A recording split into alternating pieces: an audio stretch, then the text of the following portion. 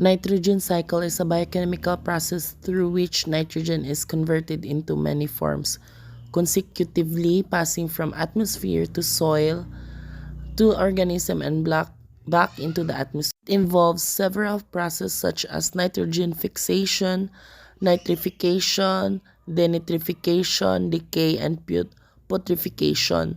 Nitrogen gas exists in both organic and inorganic forms. Organic nitrogen exists in the living organism and they get passed through the food chain by the consumption of other living organisms. Organic forms of nitrogen are found in abundance in the atmosphere. This nitrogen is made available to plants by symbiotic bacteria which can convert the inert nitrogen into a usable form such as nitrates and nitrates. Nitrogen undergoes various types of transformation of maintain a balance in an ecosystem. Furthermore, this process extends to various biomes, with the marine nitrogen cycle being one of the most complicated biogeochemical cycles. So, the nitrogen cycle explains stages of nitrogen cycle. So, the process of nitrogen cycle consists of the following steps: nitrogen fixation, nitrification, assimilation, and ammonification, and lastly, denitrification. Nitrogen fixation is the initial step of nitrogen cycle. Here, atmospheric nitrogen, which is primarily available in an inert form, is converted into usable form ammonia. During the process of nitrogen fixation, the inert form of nitrogen gas is deposited into soils from the atmosphere and surface waters, mainly through precipitation. The entire process of nitrogen fixation is completed by symbiotic bacteria, which are known as diazotrophs, azotobacter, and rhizobium also have a major role in this process. These bacteria consist of nitrogenase enzyme which has the capability to combine gaseous nitrogen with hydrogen to form ammonia. Nitrogen fixation can occur either by atmospheric fixation, which involves lightning, or industrial fixation by manufacturing ammonia under high temperature and pressure conditions. These can also be fixed through man-made processes, primarily industrial processes that create ammonia and nitrogen-rich fertilizer. In this process, the ammonia is converted into nitrate by the presence of bacteria in the soil. Nitrates are formed by the oxidation of ammonia with the help of Nitrosomonas bacteria species. Later, the produced nitrates are converted into nitrate by Nitrobacter. This conversion is very important as ammonia gas is toxic for plants.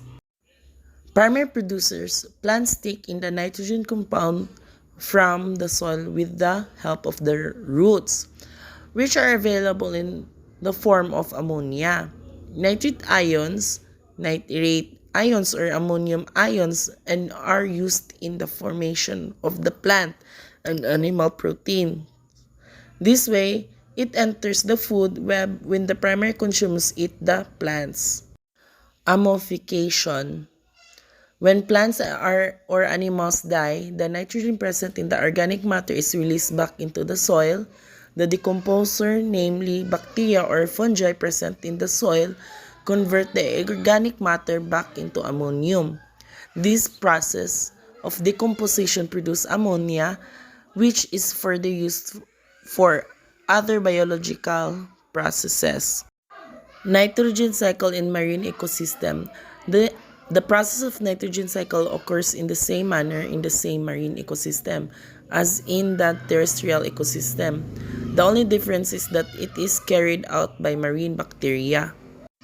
So, the nitrogen-containing compounds fall into the ocean as sediments, get compressed over long periods, and form sedimentary rock. Due to geological uplift, these sedimentary rocks move to land. Initially, it was not known that these nitrogen-containing sedimentary rocks are as an essential source of nitrogen, but recent researches have proved that the nitrogen from this rock is released into the plants due to weathering of the rocks. So how nitrogen cycle important? So the importance of nitrogen cycle are as follows, like helps plants to synthesize chlorophyll from the nitrogen compounds, helps in converting inert nitrogen gas into usable form of the plants through the biochemical processes. In the process of ammonification, the bacteria help in decomposing the animal and plant matter, which indirectly helps to clean up the environment. Nitrates and nitrates are released into the soil, which helps enriching the soil with necessary nutrients required for cultivation. Also, nitrogen is an integral component of the cell and it forms many crucial compounds and important biomolecules. Nitrogen is also recycled by human activities such as combustion of fuels, the use of nitrogen for fertilizer. These processes increases the level of nitrogen containing compounds in the atmosphere. The fertilizers containing nitrogen are washed away in lakes, rivers, and result of eutrophication. And that's all for my report. Thank you for listening.